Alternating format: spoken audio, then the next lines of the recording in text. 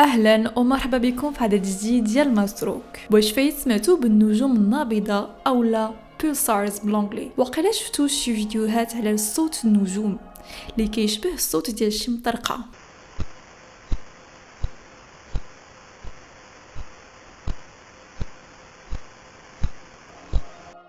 ايوا راه هاد الاصوات جايين من النجوم النابضه. اليوم غادي نكتشفوا جميع شنو هو هاد الجسم الفلكي العجيب.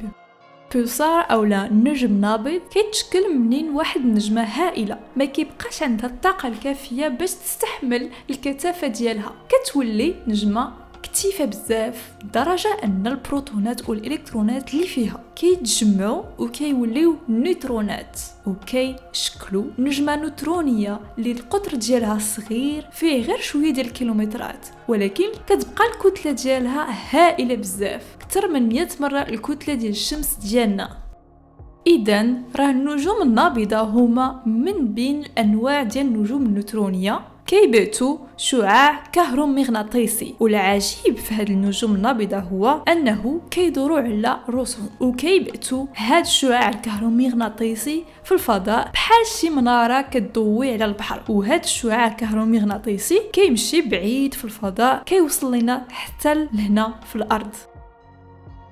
راه كاينين تلسكوبات المتخصصين في الدراسات ديال النجوم النابضه اللي الدور ديالهم هو يقبطوا الموجات الالكترومغناطيسيه وبالضبط الموجات راديو باش يدرسوا النجوم النيوترونيه ومنهم البولسارز اولا النجوم النابضه. وهكذا العلماء كيحلوا الموجات الراديو اللي كيوصل لهم وكيحولوا هاد الموجات الراديو الاصوات اللي يقدروا نسمعوهم في هذا المقطع.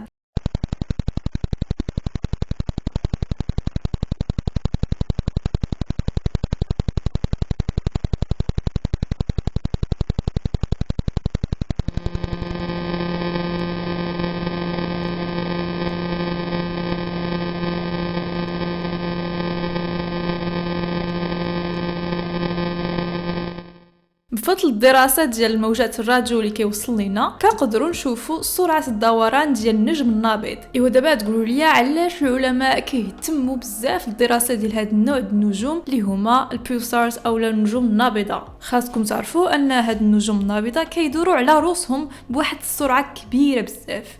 شي وحدين عندهم السرعه ديال الدوران كتوصل حتى لمئات المرات في الثانيه وحده، وهاد النبضات كيبعثوا اشعاع بانتظام اللي كيخلي ان العلماء يستعملوا هاد الخاصيه ديال النجوم النابضه باش يصيبوا احسن ساعه بدقه عاليه.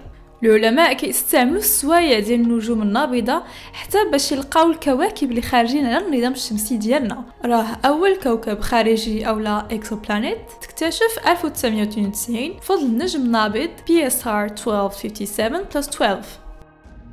النجم النابض اللي معروف بزاف اليوم كاين في النيبولا ديال السرطان اللي كيبعث اشعاع كهرومغناطيسي اللي فيهم موجات راديو وموجات غاما. هاد النيبولا السرطان تقدروا تشوفوها من اي منظار من السطح ديالكم، سميتها كراب نيبولا ميسي 1. ولكن باش تشوفوا النجم النابض بالضبط اللي كاين في هاد النيبولا ديال السرطان خاصكم منظار متخصص اللي يقدر يقبط الموجات راديو، ولكن للاسف ما عندناش هاد النوع ديال المنظار اللي كيقبط الموجات الراديو من الفضاء في المغرب.